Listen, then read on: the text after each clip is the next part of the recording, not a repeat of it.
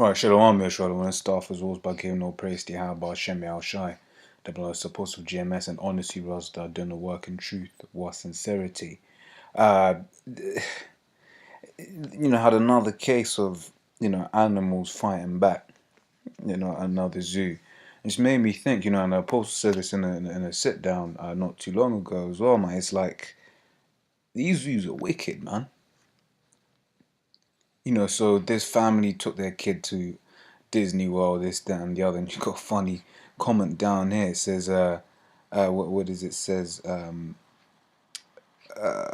can't find, but it was basically something to the effect of, um, yeah, this one, come to Disney, they said, feel the magic, they said, right?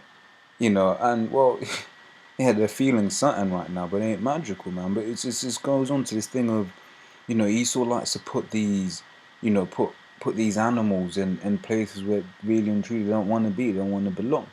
You had the case not too long ago of the silverback gorilla, and they killed the gorilla, right? You had the case of what do you call it, of the lion. I think it must have been in China, and the lion sees the child, and as soon as the child turns away, the lion runs to try grab the child, but then he hits a flipping glass panel, man. That's torture. When you got animals built for speed, yet they got fucking, they're fucking caged up and enclosed, man. That's out there. That's out, man.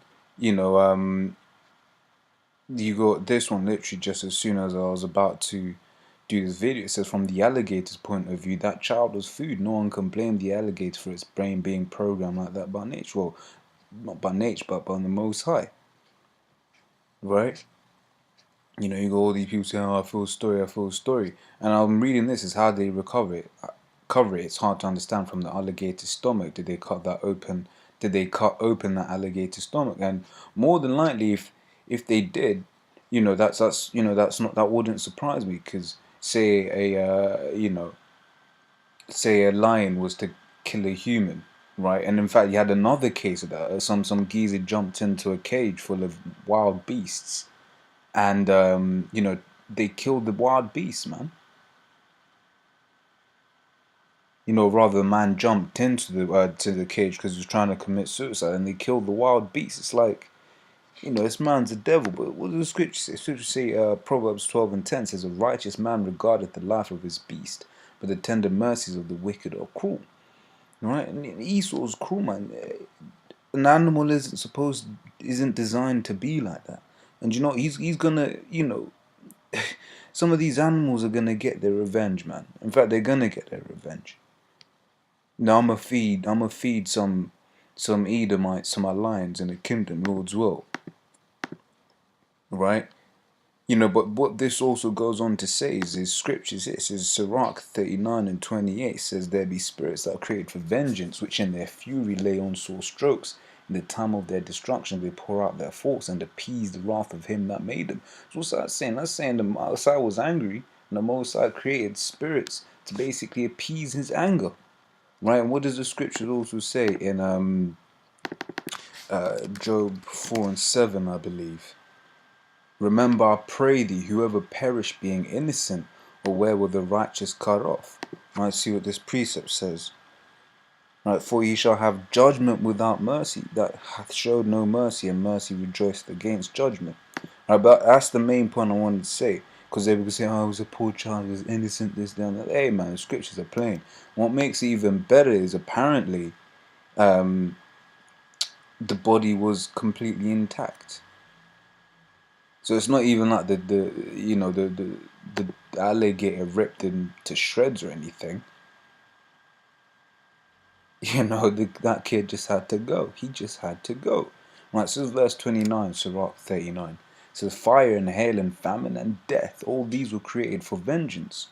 Teeth of wild beasts and scorpions, serpents and the sword punishing the wicked to destruction." And that's the one, teeth of wild beasts, man.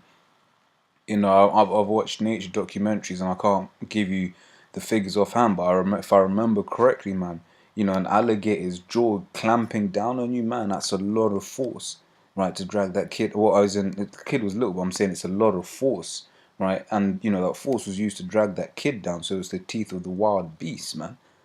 You know, punishing the wicked to destruction. The scriptures are plain, man. You know, this kid was wicked, right? Because what? Oh, I'm trying to remember is where it is in the scripture. The scripture says, under the sun. I think it's in Ecclesiastes. Yeah.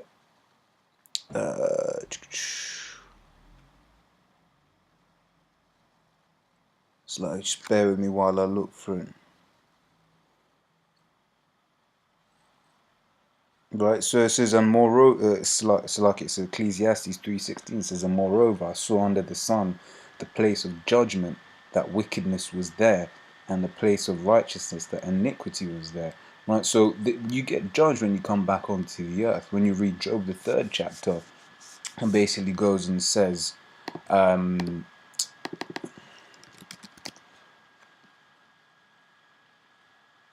right, talks about, says, why died I not from the womb? Why did I not give up the ghost when I came out of the belly? Why did the knees not prevent me? Why the breast that I should suck? For now should I have lain quiet and have slept, and have been in rest with kings and councils of the earth, which built desolate place for themselves, all the princes that had gold, who filled their houses with silver, or as an untimely birth had I not been, as infants which never saw life. There the wicked cease from troubling, so the wickeds are in the spirit world too. So where do you get judged? You get judged back on earth, and that kid was just himself coming back in a reincarnation to get his judgment, man. But hey, so that, no, I'm just gonna say Shalom.